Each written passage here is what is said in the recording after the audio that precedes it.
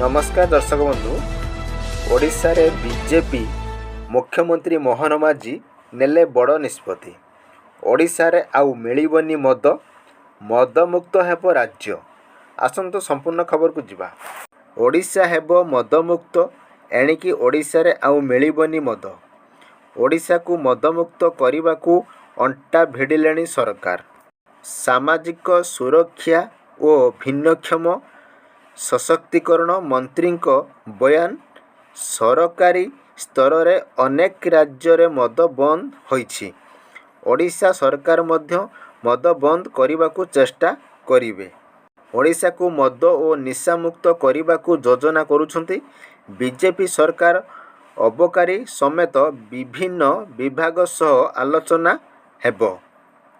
आलोचना होई कार्यक्रम पदक्षेप नियाजिबो।